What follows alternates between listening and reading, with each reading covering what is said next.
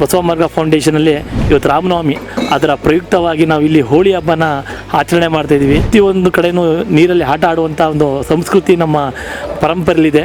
ಅಂಥ ಒಂದು ಸಂಸ್ಕೃತಿನ ಬಿಂಬಿಸ್ತಾ ಹೋಳಿ ಆಡ್ತಾ ಬಣ್ಣ ಹಾಕ್ತಾ ಪ್ರತಿಯೊಂದೂ ಒಂದು ಕಾರ್ಯಕ್ರಮಗಳನ್ನ ನಾವು ಇಲ್ಲಿ ಮಾಡ್ತಾಯಿದ್ದೀವಿ. ಇವತ್ತು ನಮ್ಮ ಸಂಸ್ಥೆಯಲ್ಲಿ ರಾಮನವಮಿ ಆಗಿರೋದ್ರಿಂದ ನೀರಿನ ರೂಪದಲ್ಲಿ ಭಗವಂತನೇ ಬಂದು ನಮ್ಮನ್ನೆಲ್ಲ ಸಂತೋಷ ಪಡಿಸ್ತಾ ಅನ್ನೋ ರೀತಿ ಆಗಿದೆ. ಈ ನಗುನ ಈ ಸಂತೋಷನ ಭಗವಂತ ಕೊಟ್ಟಿರೋದು, ಇದನ್ನು ಭಗವಂತನಿಗೆ ಅರ್ಪಿಸ್ತೀವಿ. ಎಲ್ಲರ ಬಾಳಲ್ಲೂ ಸಂತೋಷ ಬರ್ತದೆ, ಆದರೆ ವ್ಯಸನಿಗಳ ಬಾಳಲ್ಲಿ ತುಂಬ ಕಡಿಮೆ ಸಂತೋಷ ಬರೋದು. ನಾವು ಬಂದಿಲ್ಲಿ ಬಸವರಾಜ್ ಸರ್ ಮಾರ್ಗದಿಂದ ಎಲ್ಲ ನಾವು ವ್ಯಸನ ಮುಕ್ತರಾಗಬೇಕು ಅಂತ ಬಂದಿದ್ದೀವಿ.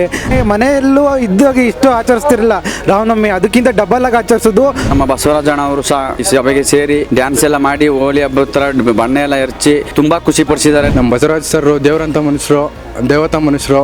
ಇಂಥವ್ರಿಗೆ ನಮ್ಮ ಆಯುಷಲ್ಲಿ ಅರ್ಧ ಭಾಗ ಅವ್ರಿಗೆ ಇರಲಿ. ಮೊದಲನಾಗಿ ರಾಮನವಮಿ ಹಬ್ಬದ ಶುಭಾಶಯಗಳು.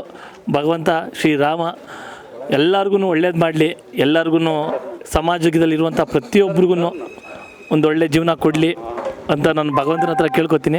ಹಾಗೆಯೇ ನನ್ನ ಸಂಸ್ಥೆಯಲ್ಲಿ ಯಾರ್ಯಾರು ಇವತ್ತು ಈ ವ್ಯಸನ ಮುಕ್ತರಾಗಿ ಬಂದಿದ್ದಾರೆ ಅವರೆಲ್ಲರೂ ವ್ಯಸನ ಮುಕ್ತರಾಗಿ ಬೇಗ ಅವ್ರ ಮನೆಗೆ ಹೋಗಿ ಅವ್ರು ಒಳ್ಳೆ ಜೀವನನ ಮಾಡಲಿ ಅಂತ ನಾವು ಭಗವಂತನ ಹತ್ರ ನಾನು ಕೇಳ್ಕೊತೀನಿ. ಮತ್ತು ಇವತ್ತೇನು ವಿಶೇಷ ಅಂತ ಹೇಳಿದ್ರೆ ಬಸವ ಮಾರ್ಗ ಫೌಂಡೇಶನಲ್ಲಿ ಇವತ್ತು ರಾಮನವಮಿ ಅದರ ಪ್ರಯುಕ್ತವಾಗಿ ನಾವು ಇಲ್ಲಿ ಹೋಳಿ ಹಬ್ಬನ ಆಚರಣೆ ಮಾಡ್ತಾಯಿದ್ದೀವಿ. ಸಾಮೂಹಿಕವಾಗಿ ಎಲ್ಲ ಗ್ರಾಮಗಳಲ್ಲಿ ಪ್ರತಿಯೊಂದು ಕಡೆಯೂ ನೀರಲ್ಲಿ ಆಟ ಆಡುವಂಥ ಒಂದು ಸಂಸ್ಕೃತಿ ನಮ್ಮ ಪರಂಪರೆಯಲ್ಲಿದೆ. ಅಂಥ ಒಂದು ಸಂಸ್ಕೃತಿನ ಬಿಂಬಿಸ್ತಾ ಹೋಳಿ ಆಡ್ತಾ ಬಣ್ಣ ಹಾಕ್ತಾ ಮತ್ತು ಇವತ್ತು ರಾಮನ್ನ ಜಪಿಸ್ತಾ ರಾಮನ ತತ್ವಗಳನ್ನ ಜೀವನದಲ್ಲಿ ಅಳವಡಿಸ್ಕೊತಾ ಪ್ರತಿಯೊಂದೂ ಒಂದು ಕಾರ್ಯಕ್ರಮಗಳನ್ನ ನಾವು ಇಲ್ಲಿ ಮಾಡ್ತಾಯಿದ್ದೀವಿ. ಇವತ್ತು ಪಾನಕ ಹಂಚೋದಿರ್ಬೋದು, ಮಜ್ಜಿಗೆ ಕೊಡೋಂಥದ್ದು, ಮತ್ತು ಹೆಸರು ಕಾಳು ಬೆಳೆ ಮಾಡಿ ನೈವೇದ್ಯನ ಮಾಡಿ ಸಾರ್ವಜನಿಕರಿಗೂ ಮತ್ತು ಸಮಾಜಕ್ಕೂ ಒಳ್ಳೆಯದಾಗಲಿ ಅಂತ ಭಗವಂತನ ಹತ್ರ ಕೇಳ್ಕೊತಾ ಈ ಒಂದು ಕಾರ್ಯಕ್ರಮನ ಅದ್ಧೂರಿಯಾಗಿ ನಾವು ಮಾಡಿದ್ದೀವಿ. ಇದರಿಂದ ಇವತ್ತು ನಮ್ಮ ಸಂಸ್ಥೆಯಲ್ಲಿ ರಾಮನವಮಿ ಆಗಿರೋದ್ರಿಂದ ನೀರಿನ ರೂಪದಲ್ಲಿ ಭಗವಂತನೇ ಬಂದು ನಮ್ಮನ್ನೆಲ್ಲ ಸಂತೋಷ ಪಡಿಸ್ತಾ ಅನ್ನೋ ರೀತಿ ಆಗಿದೆ. ಅದಕ್ಕೆ ಉದಾಹರಣೆ ಇವತ್ತು ತುಂಬ ಖುಷಿಪಟ್ಟಿರೋಂಥದ್ದು. ನನಗಂತೂ ತುಂಬ ಖುಷಿಯಾಯಿತು. ಇದೆಲ್ಲ ಭಗವಂತನ ಕೃಪೆ. ಯಾಕೆ ಅಂತ ಹೇಳಿದ್ರೆ ನಾನು ಹೇಳಲಿಲ್ವಾ, ಇವತ್ತು ರಾಮ ನಮ್ಮ ಜೊತೆನೇ ಇದ್ದು ಭಗವಂತ ಸಾಕ್ಷಾತ್ಕಾರವಾಗಿ ನಮ್ಮಲ್ಲೇ ಇದ್ದು ಈ ನಗುನ ಈ ಸಂತೋಷನ ಭಗವಂತ ಕೊಟ್ಟಿರೋದು, ಇದನ್ನು ಭಗವಂತನಿಗೆ ಅರ್ಪಿಸ್ತೀವಿ.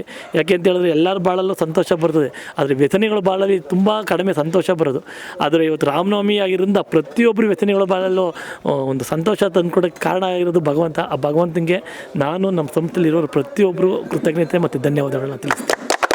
ನಾವು ಬಂದಿಲ್ಲಿ ಬಸವರಾಜ್ ಸರ್ ಮಾರ್ಗದಿಂದ ಎಲ್ಲ ನಾವು ವ್ಯಸನ ಮುಕ್ತರಾಗಬೇಕು ಅಂತ ಬಂದಿದ್ದೀವಿ.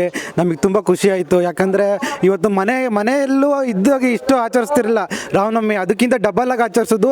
ತುಂಬ ಖುಷಿ ಆಯಿತು. ಇವತ್ತು ನಾವೆಲ್ಲರೂ ಜೊತೆ ಕೂಡಿ ಪಾನಕ ಮಜ್ಜಿಗೆ ಕೋಸಂಬರಿ ಎಲ್ಲ ತಿಂದು ಡ್ಯಾನ್ಸ್ ಆಡಿ ನೀರಿನ ಆಟ ಆಡಿ ಬಣ್ಣದ ಹೋಗ್ಲಿ ಆಡಿ ತುಂಬ ಎಂಜಾಯ್ ಮಾಡೋದು.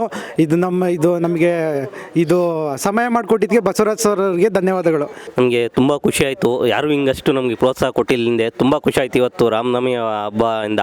ಹಿಂದೆ ಯಾವತ್ತೂ ಹಿಂಗಾಗಿರಲಿಲ್ಲ. ನಾನು ಭಾಳ ಖುಷಿಯಾಗಿ ಚೆನ್ನಾಗಿ ಆಟ ಆಡಿದೆ.